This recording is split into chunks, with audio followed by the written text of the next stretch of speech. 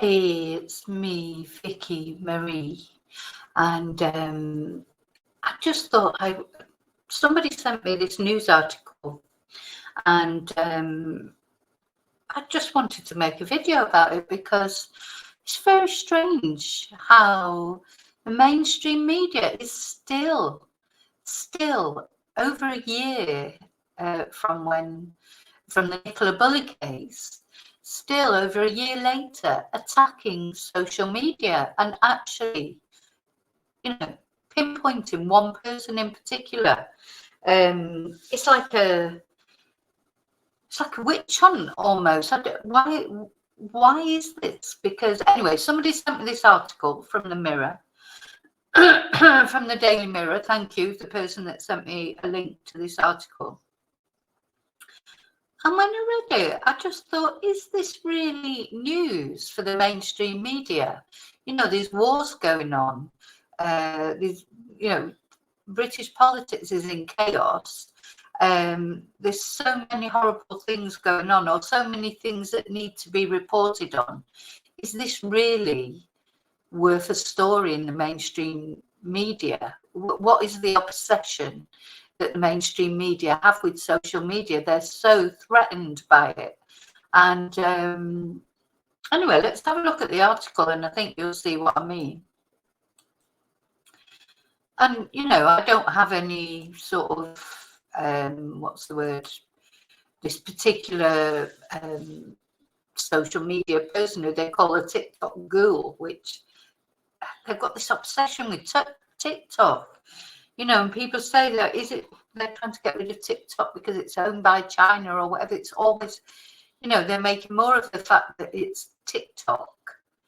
Whereas this person, as you'll know as we go down, isn't really, as far as I know, I mean, I don't really use TikTok either. So I think there's lots of people that have reported on the Nicola Bulley case that just don't even touch TikTok.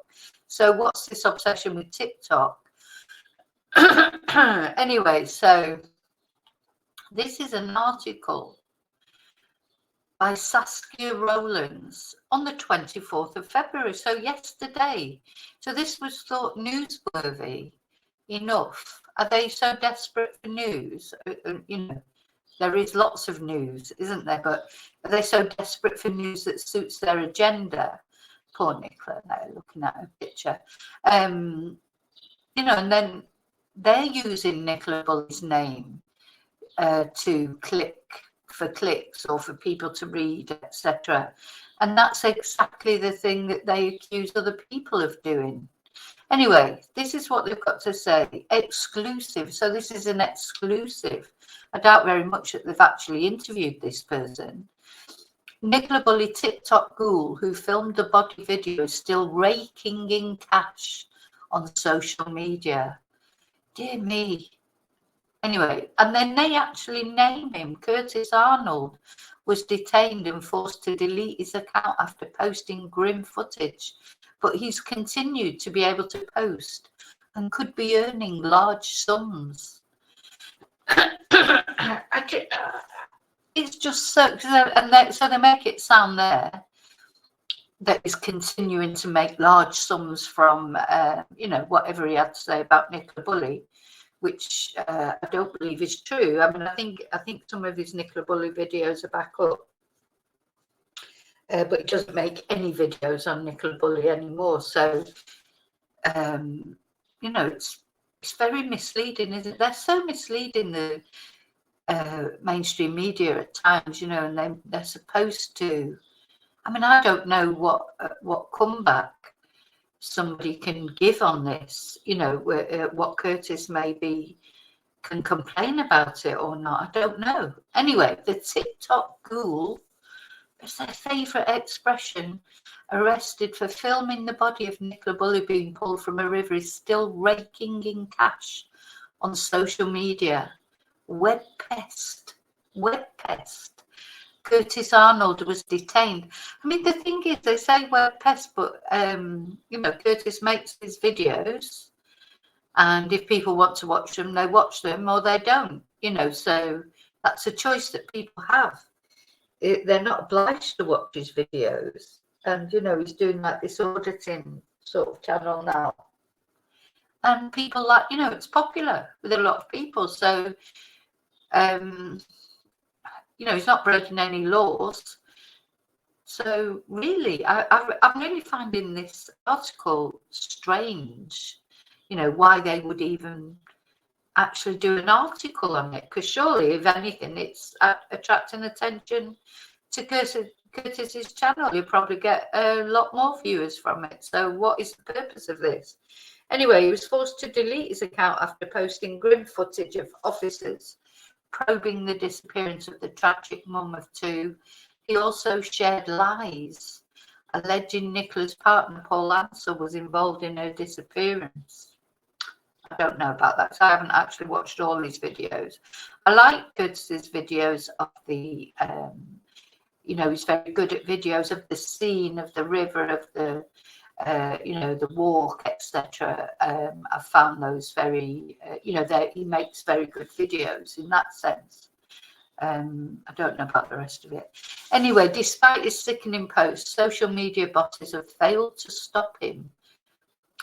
Arnold, 35. They always put people's age, don't they? I'm not really sure what that what difference that makes, but anyway, they've been able to stop him setting up new accounts. Yes, that's called free speech, and using a fake name. I'm sure the police know about his new channel, and he may have even had to tell him that he was starting a new channel.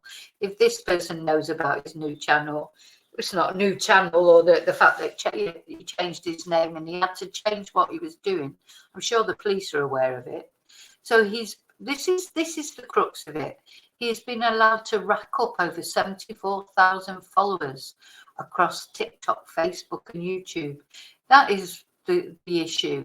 That's what they're annoyed about, that people are watching him. There's probably more people watching him, you know, whether you agree with his channel or not. You know, personally, what he does now about the auditing, and that is not something for me that I particularly am interested in, but lots of people are interested in. So good for him, you know, he's doing something that people like watching for whatever reason. Do you think this is like the crux of it? It's like they're annoyed. I mean, he may have more sort of traffic to his sites than they do. You know, I mean, probably not. But you understand what I'm saying? There's a threat there. To me, the mainstream media is threatened by social media because it takes away.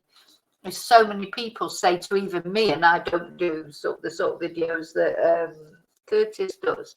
So many people say, I don't even watch the news now, I just wait to hear the news from you.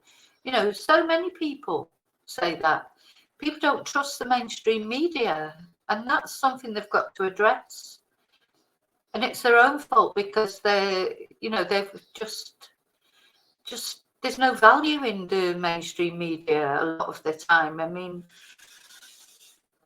you know, investigative journalism, maybe it's a result of the fact because there was, you know, there were so many problems a few years ago with the phone hacking, etc. Well, I wouldn't call that investigative journalism, but, you know, please don't think I'm calling phone hacking investigative journalism.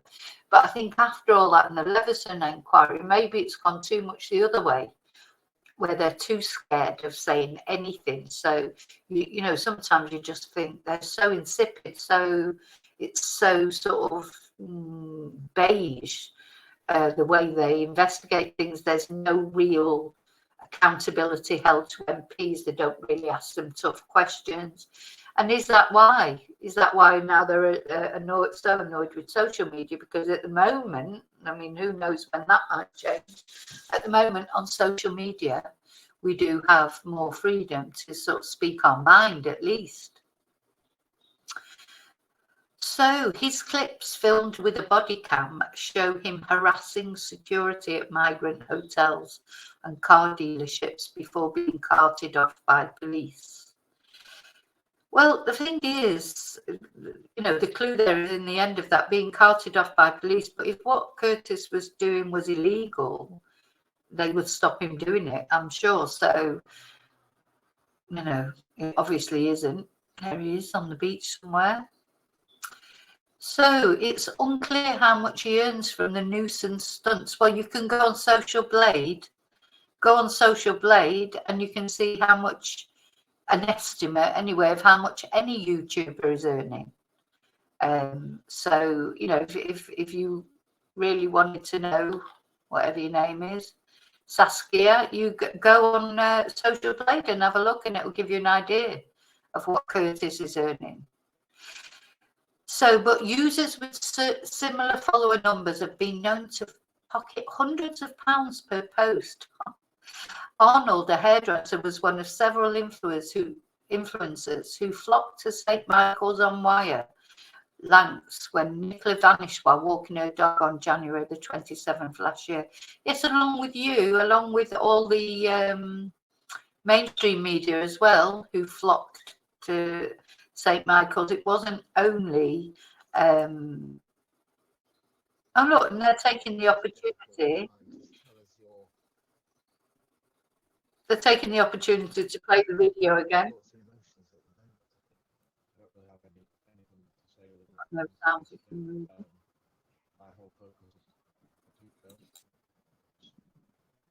Yeah, so they're accusing Curtis of doing these things, and then they take the opportunity to show the video again of Paul back to the side where he smiled, and everybody started to suspect him a little bit. It's ironic, isn't it? So nothing that mainstream media do is wrong, but everything social media is wrong. Anyway, the 8-minute clip he posted the day Nicola's body was recovered on February 19th earned him almost £1,000 in royalties. Now, I don't know, I could be wrong, but I feel that Curtis, he took it down immediately. Somebody out there probably knows better than me. I think he took it down more or less immediately, and then didn't he send some money to the family or something? I don't know. Maybe other people know better than me. Anyway, so he was arrested on suspicion of malicious communications offences. No further action was taken, but he was later arrested on suspicion of stalking Nicola's neighbours. Now, he did go back a lot to the place, and I can perfectly understand why Nicola's neighbours might have been annoyed, because nobody wants a camera, sort of, if you imagine you leave your house this morning and someone's there with a camera recording, nobody would want that. So I do understand that. But then he was banned. Do you remember? He was banned from entering the county under bail conditions. Arnold faced no charges but has a criminal past. He was jailed for fraud by false representation in 2018 after posing as a modelling agent and taking snaps of women in gyms that he shared on social media without their consent to sell his fitness products. Well, I don't know the truth of that. That's the first time I've ever heard that. But even if he was, I mean, are they allowed to, are they actually allowed to say things like that, in a national newspaper? It just seems like a witch hunt to me. Whatever you think of Curtis or don't think of Curtis, to single someone out like that. Anyway, Arnold also got a 6-month suspended sentence in 2010 for altering his car license plate. Asked about his new videos, Arnold said, "This is not a story that will positively reflect on me, so I'll leave you to it." It's quite sensible, really, because he knew, the thing is, they've contacted him. Whatever he would have said, they probably would have twisted it.